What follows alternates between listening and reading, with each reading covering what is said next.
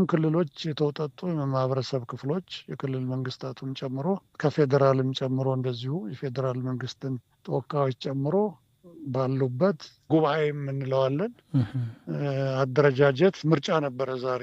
ስለዚህ ሁሉም ክልሎች 15 ቦታ ተከፋፍለው 12 ክልሎች፣ 2 ከተማ መስተዳድሮችና አንድ የፌዴራል ተቋም ለብቻቸው ተሰባስበው ዛሬ እነኚህን ምናልባት ወደ ቅርቃር የሚወስድ ጉዳይ ድንገት ከተፈጠረ በራሳቸው ጉባኤ በኩል እንደገና በትክክል አይተው ወደ መግባባት የሚወስዱበትን አሰራር ስነ ዘዴው ዲክቴት ስለሚያደርግ ያንንም ዛሬ የመረጡበት ሂደት ነበር የነበረው። እንግዲህ ዛሬ እዚህ ላይ ደርሰናል።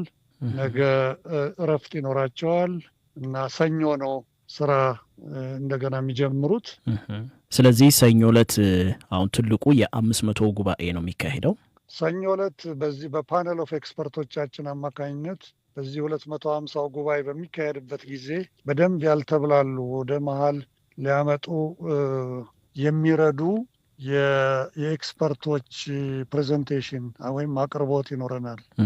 በሚገባ ያቀርቡልንና በእነሱ የቀረቡልንን እውቀቶች ይዘን ለመጨረሻ ጊዜ 250 ላይ እንገናኝና በ250 ሂደት ውስጥ ያልጠሩትን ነገሮች እናጠራለን። ምክንያቱም 500 እንግዲህ ወደ ውሳኔ ሰጪ ጉባኤ ነው እንደምታውቀውና ስለዚህ ምናልባት ማክሰኞ ከጨረስን ሮብ ላይ ወደ 500ችን እንመለስና የ500 እንቀጥልበታለን። 500ችን እንግዲህ ብዙውን ሀሳቦቻችንን ወደ መሀል የምናመጣበትና ወደ መግባባት ውሳኔ ላይ የምንደርስባቸው ቀናት ይሆናሉ ወይም ሂደቶች ይሆናሉ። ቀደም ሲል አንድ ያነሱልኝ ነጥብ ፕሮፌሰር፣ እነዚህ ትንንሽ ክልሎችም ሊኖራቸው የሚችሉ ቅርቃር ሊሆኑ የሚችሉ ጥያቄዎች ያሏቸው ክልሎች የየራሳቸውን አጀንዳ ይዘው የሚመጡ እንደመሆናቸው የማያግባቡ ጉዳዮች በሚኖሩበት ጊዜ ነው እነዚህ ከክልሎችና ከፌዴራል መንግስት የተውጣጡ አካላት ዛሬ የተመረጠው ጉባኤ የሚመክርበት።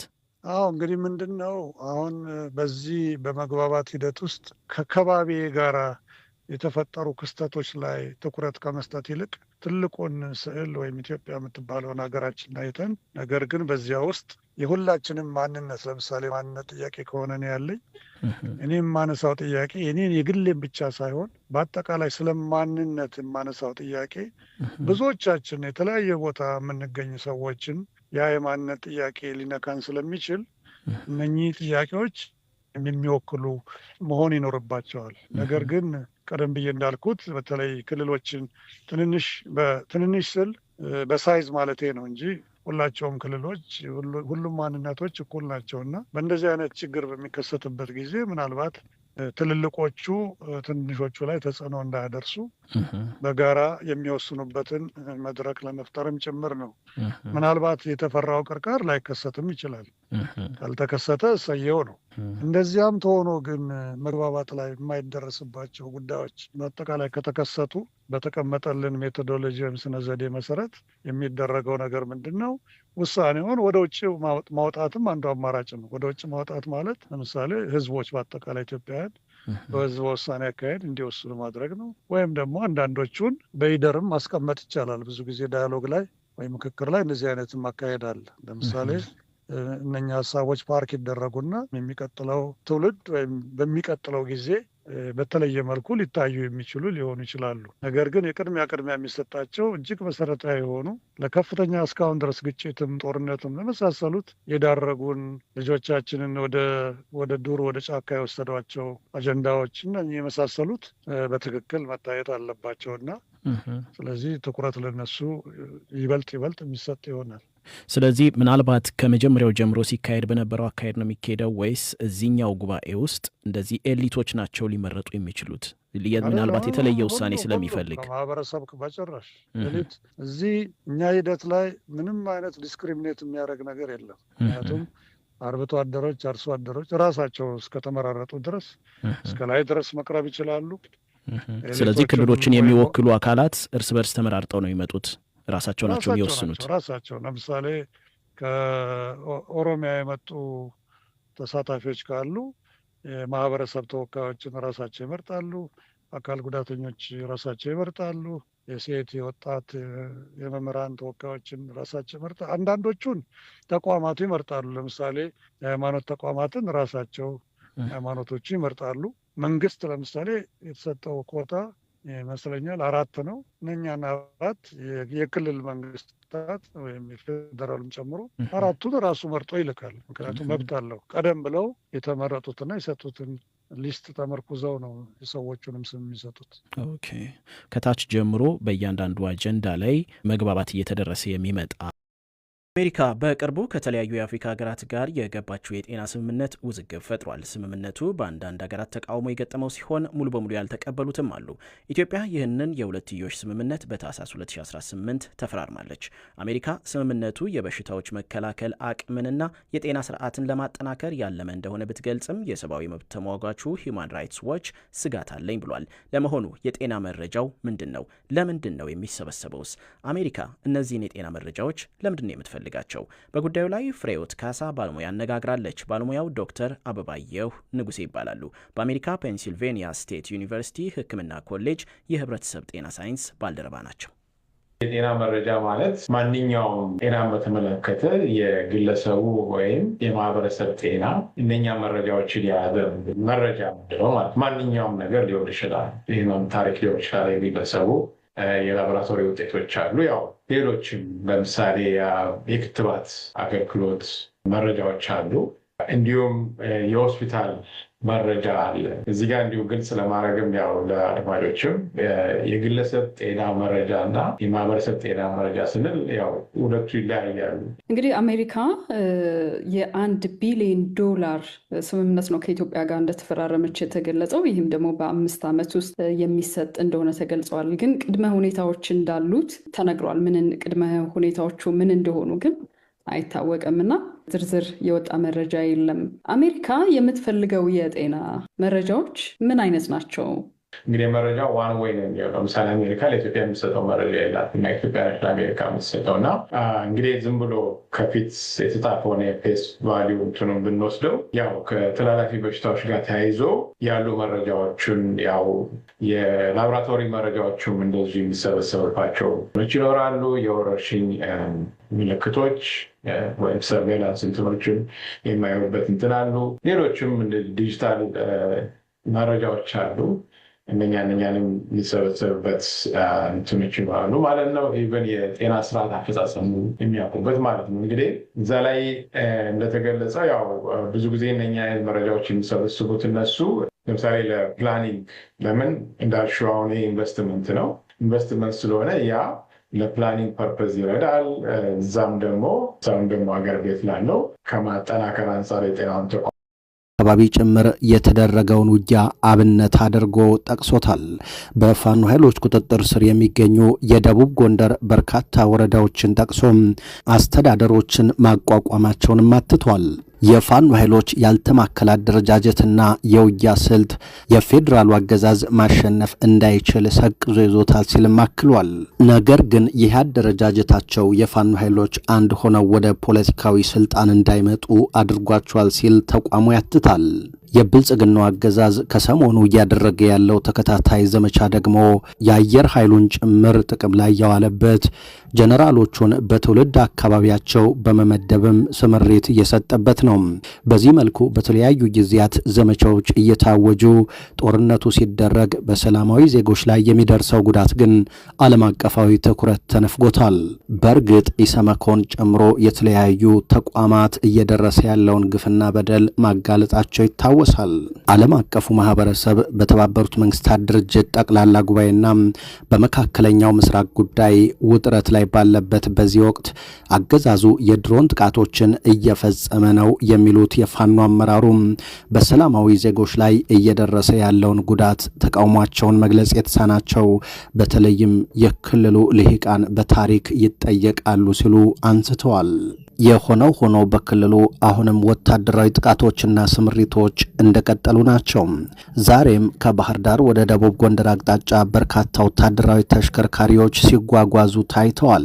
በደቡብ ጎንደር አመድበር ተብሎ በሚጠራው አካባቢ ደግሞ የአገዛዙ ሰራዊት ካምፕ ላይ ጥቃት ተከፍቶ የጦር መሳሪያ መጋዘኑ ተሰብሮ ትጥቁ በፋኖ ኃይሎች መወሰዱ ተነግሯል። በጎጃም ቀጠና የሚገኘውን የአገዛዙን ሰራዊት ከሚመሩት አንዱ ብርጋደር ጀነራል አዘዘው መኮንን ደግሞ የፋኖ ኃይሎችን የከተማና የበረሃ በማለት መክፈላቸው አነጋጋሪ ሆኗል። የተዋጋነው እነዚህን ከተማና በረሃ ያሉ ፋኖችን ግንኙነት ለመበጠስ ነው ሲሉም ተደምጠዋል። በሌላ መረጃችን ኢትዮጵያ በተባበሩት መንግስታት ድርጅት መድረክ ላይ ተከሰሰች። ጠቅላይ ሚኒስትሩና የውጭ ጉዳይ ሚኒስትሩ በተመሳሳይ መድረክ ላይ የቃላት ልውውጥም አድርገዋል። በተባበሩት መንግስታት የኒውዮርኩ ጠቅላላ ጉባኤ ላይ እየተደረጉ ያሉ ንግግሮች እያነጋገሩ ሲሆን ኢትዮጵያና የአፍሪካ ቀንድን በተመለከተ መልእክት ያስተላለፉት ደግሞ የሶማሊያው ጠቅላይ ሚኒስትር ሐምዛ አብዲ ባሬ ናቸው። በዚህ ንግግራቸውም ኢትዮጵያ የአፍሪካ ቀንድን እንዲተራመስ በማድረግ ተጠያቂ እንድትሆን ሲጠይቁ ተሰምተዋል። ጠቅላይ ሚኒስትሩ ሶማሊያ በሉዓላዊነቷ ላይ ከኢትዮጵያ በኩል ጥቃት ተሰንዝሮባታል በማለት የገለጹ ሲሆን የባህር ተደራሽነት በሚል ስያሜም ኢትዮጵያ ግዛታችንን ለመገንጠል ተዘጋጅታለች ሲሉ አክለዋል። የኛ ወደቦች ሁሌም ለኢትዮጵያ ሕጋዊ የንግድ ስራዎች ክፍት ናቸው። ነገር ግን ከአንድ የክልል አስተዳደራችን ጋር ያደረገችው ስምምነት ሉዓላዊነታችንን ከመገዳደሩም ባለፈም በሀገሪቱ ውስጥ የመገነጣጠል አጀንዳ ያላቸውን አካላት የሚያባብስ ነው ሲሉ ተናግረዋል። ይህ የኢትዮጵያ ባለስልጣናት ድርጊት አንድነታችንን ከመበጣጠሱም ባሻገር የአልሸባብ የፕሮፓጋንዳ መሳሪያ ሆኗል።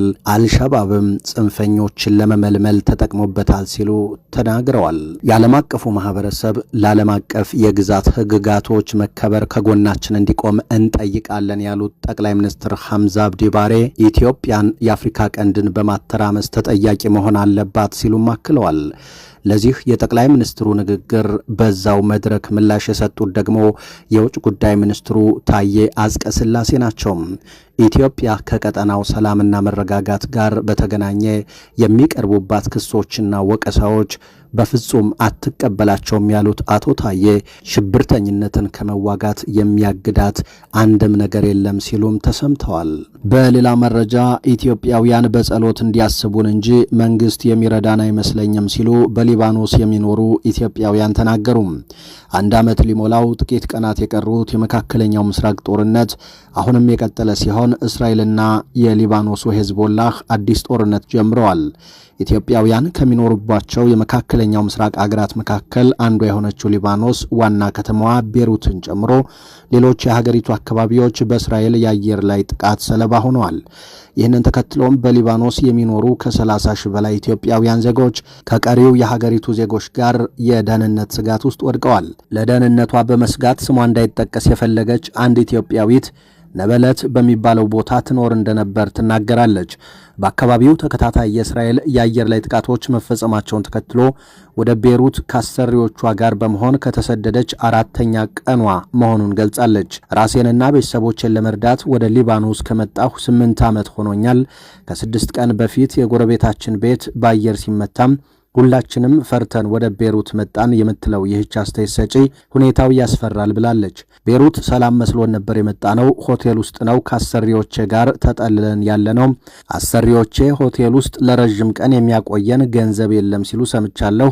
ቀጥሎ ምን እንደምንሆን አላውቅም ስትልም አስረድታለች። ምን አይነት ድጋፍ ትፈልጊያለሽ በሚል ለቀረበላት ጥያቄም ቤሩት ያለው የኢትዮጵያ ኤምባሲ ተመዝገቡ ማለቱን ሰምቻለሁ። ስንደውል ስልክ አያነሱም። ከዚህ በፊት ችግር ገጥሟቸው የተመዘገቡትም ሲረዱ አላየሁም። ወደ ሀገሬ መመለሱንም አልፈልግም ብላለች። ከአሰሪዎቿ ጋር ሳይዳ ከሚባለው ቦታ ተፈናቅላ በቤሩት ባለ አንድ ትምህርት ቤት ውስጥ ተጠልላ የኖረች መሆኗን የገለጸች ሌላኛዋ ኢትዮጵያዊት በበኩሏ የሊባኖስ መንግስት ሳያዳላ ለሁሉም ድጋፍ እያደረገላቸው መሆኑን ተናግራለች። ይሁንና አብዛኛው ኢትዮጵያዊ ህጋዊ ሆነው እየሰሩ ባለመሆኑ ጎዳና ላይ የወደቁ ኢትዮጵያውያን ቁጥር ቀላል እንዳልሆነና የሚረዳቸው እንዳጡ ማክላለች። ይህ በእንዲህ እንዳለ ሄዝቦላህ መሪው ሐሰን ናስራላህ በእስራኤል የአየር ጥቃት መገደላቸውን አረጋግጧል። ሄዝቦላህ የመሪውን መገደል ያረጋገጠው የእስራኤል ጦር ኃይል ናስራላህን መግደሉን ይፋ ካደረገ ከሰዓታት በኋላ ባወጣው መግለጫ ነው።